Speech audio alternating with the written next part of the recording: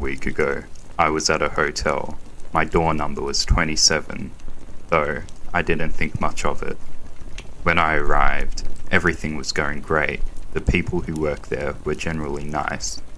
Every day, cleaners go through each and every room, except for one, room 29. I was confused on why. The room looked identical to others. I sussed out that it would be a secret room full of files or money or something valuable, but my thoughts were nowhere close. One day, I piled enough courage to ask what was in the room, even though it was late at night, about 3 or 4 a.m. I couldn't get it through my head. It was a presence. I was dying to know what was inside. I creaked open the door, trying to be quiet as I possibly seemed. I had woken up my neighbor. They stepped out of the room and glared at me, not saying a word. We stared at each other for about 10 seconds until I spoke, breaking the silence. "What's in room 29? My voice was raspy from the dehydration. They replied, but their voice didn't match their blonde hair and beautiful brown eyes. Not one I can describe. It was almost robot sounding, but too deep. "Death," he said. The door slammed shut, and I was frozen in fear. I quickly hurried back into my room, wishing I had never asked anyone. That night, my eyes couldn't shut. Could have sworn I saw something behind her, but there was no proof. If I did tell the manager, we aren't supposed to be out of our rooms at 1 to 5 a.m. anyway. The sunshine shone bright on my eyes. I got up and leaped out of bed. It was Friday. I wouldn't have to deal with any more creepiness anymore. I could leave, but not without looking behind that door.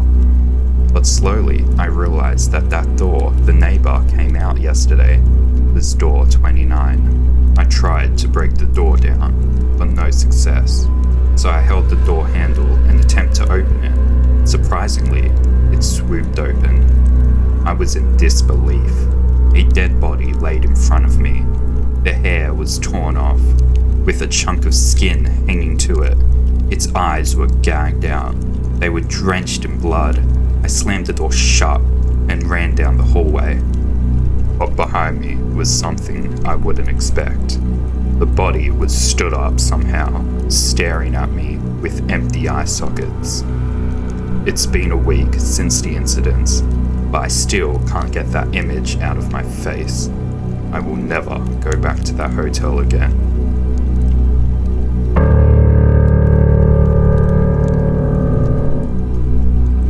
My name is Jackson.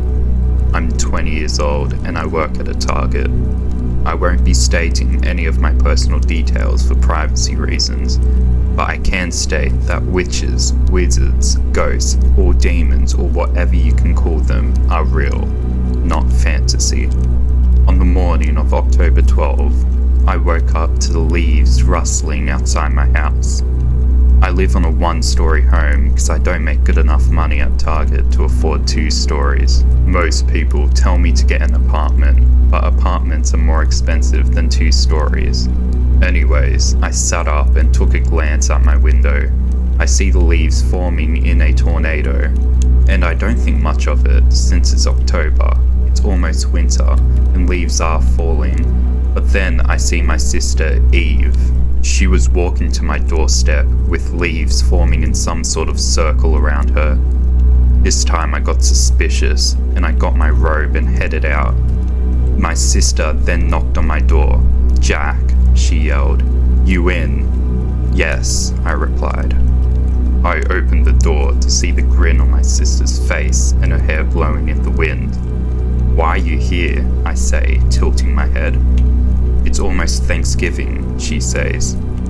"Eve, Thanksgiving isn't for another month," I say, looking suspicious. "No," she replies. "It's in 2 days." At this point, I was absolutely confused.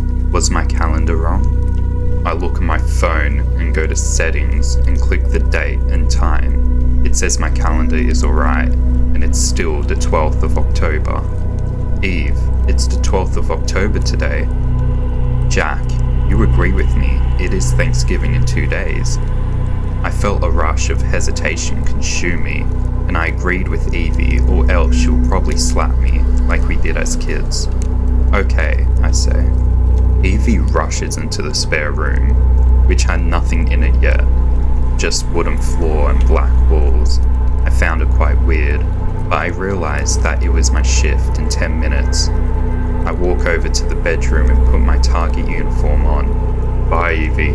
I'm going to work now, I shouted, walking off. I heard some sort of Latin chanting coming from the spare room, and I got scared. Was my sister practicing witchcraft? Anyway, I walked out the door, locked it, and walked to my car. After a few hours at work, it is finally time for my break. I rush into the back room and sit down at the spare chair in the corner. I sat down and looked at my phone. I go onto the news app to check what's the latest news happening in my area. I was shocked, in heartbreak, as I look at the article. My house has been burnt to the ground. Then I hear a faint whispering in the video. Jack, don't ever argue with me again about coming to your house. Looks like the devil has your house now. I am the one true who extends to natural limits. All hail me. I look at my phone and I book a flight to Spain, a place far away so my sister can't find me. If you have a taste for terror, let Eve into your house.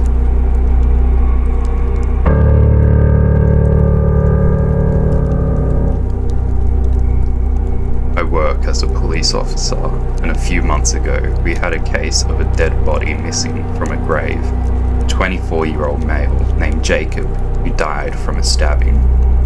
The person with the grave had one sister and two younger brothers, one of whom had schizophrenia. We interviewed the sister and the mentally stable brother. They both said they didn't know, but the last person who visited the grave was Mark, the brother who has schizophrenia. So we decided to visit Mark and search his house. After we got a warrant, we arrived and told Mark about the situation. Then he said one of the scariest things I've ever heard. He responded with, "But Jacob's not dead. He's alive in the living room." My jaw drops.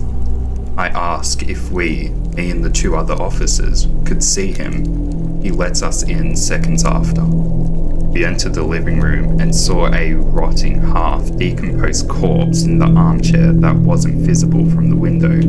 Me and the other officers immediately raised our guns and asked him why the fuck he had a decaying corpse in his living room. He thought that Jacob was alive became of his schizophrenia because the fact he started attacking and screaming at us about how Jacob was fine and you need to leave the house and my brother alone, and other things like that we eventually had to tase him and take him to cuffs to the police station, where he was assigned to a mental asylum, where he still remains to this day.